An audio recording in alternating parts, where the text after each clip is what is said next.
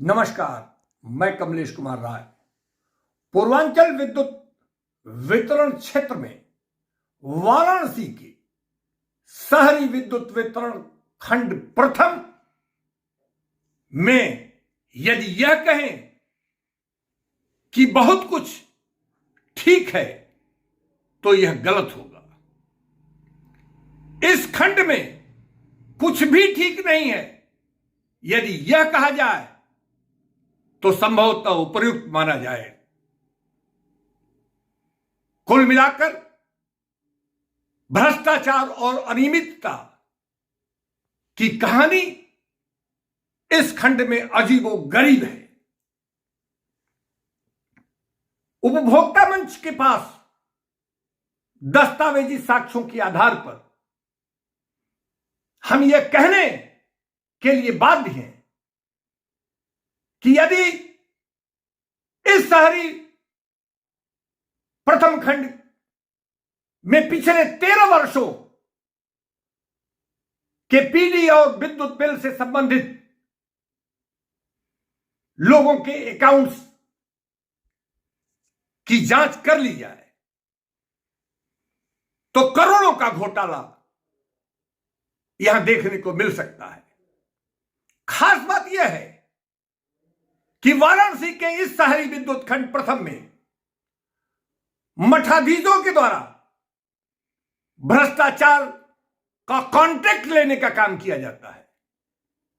यह शायद यूपीपीसीएल के इतिहास में अजीबोगरीब स्थिति कही जा सकती है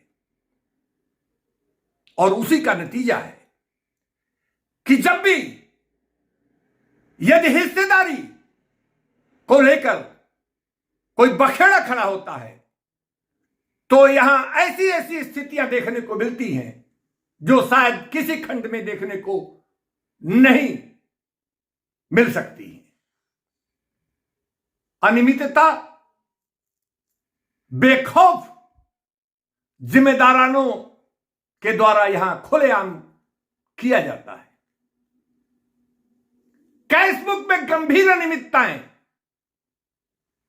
यहां बढ़ती जा रही है जो पिछले 10 वर्ष से ज्यादा का समय है इन अनियमितताओं के होते हुए भी।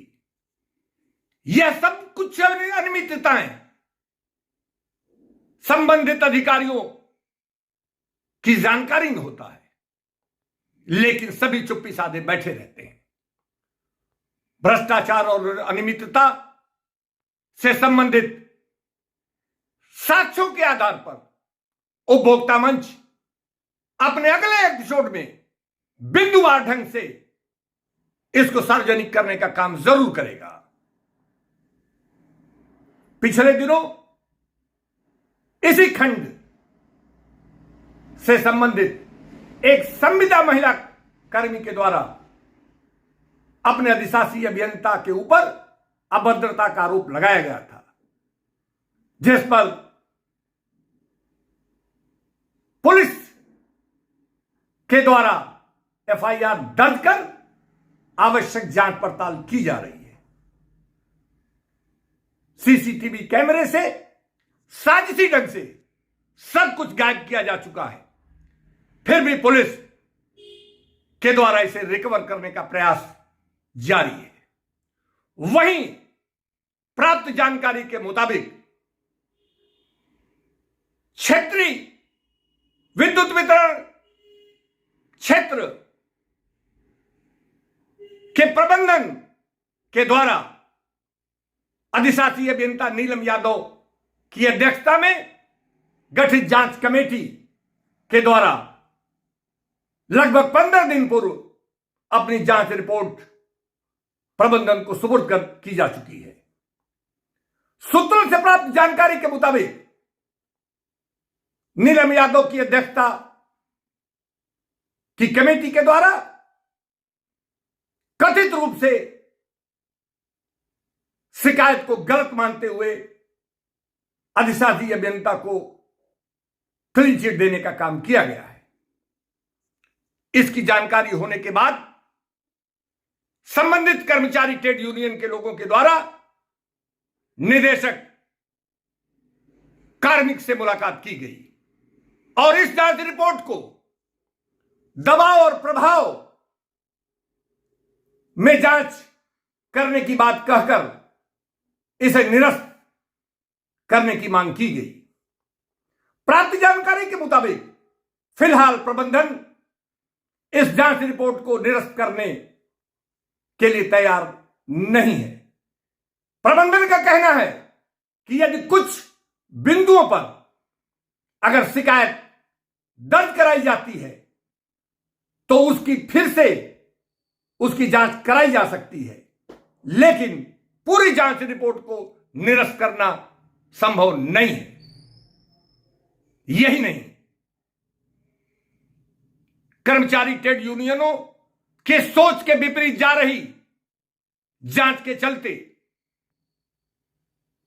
ट्रेड यूनियन के द्वारा, दोनों ट्रेड यूनियनों के द्वारा, जिसमें शिकायतकर्ता और आरोपी से संबंधित ट्रेड यूनियन हैं, समझौते की बात तेज हो गई है। जानकारी के मुताबिक पिछले 24 जनवरी को अमरोसिया में दोनों ट्रेड यूनियन के नामचीन नेताओं की एक बैठक हुई। इस बैठक में किस ढंग से समूचे मामले को, जिसमें इन नामचीन नेताओं के द्वारा रायता फैलाने का काम किया गया है, उसे किस ढंग से बटोरने का काम किया जाए, किस ढंग से शिकायत वापस ली जाए और भ्रष्टाचार का जो कॉन्ट्रैक्ट है उसे किस ढंग से रिन्यूअल किया जाए, इस पर माथापच्ची की गई।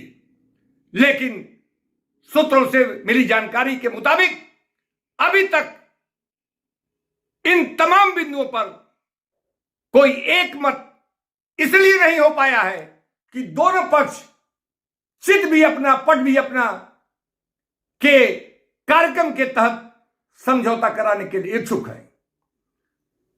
आने वाले दिनों में उपभोक्ता मंच इन तमाम बिंदुओं पर केस खंड में, कैशबुक में से संबंधित क्या अनियमितताएं हैं, भ्रष्टाचार का किस ढंग से कॉन्ट्रैक्ट होता है, उन तमाम चीजों के आवश्यक दस्तावेजी साक्ष्य जो उपभोक्ता मंच के पास सूत्रों के द्वारा उपलब्ध कराया गया है, उसके साथ सार्वजनिक करने का काम जरूर किया जाएगा।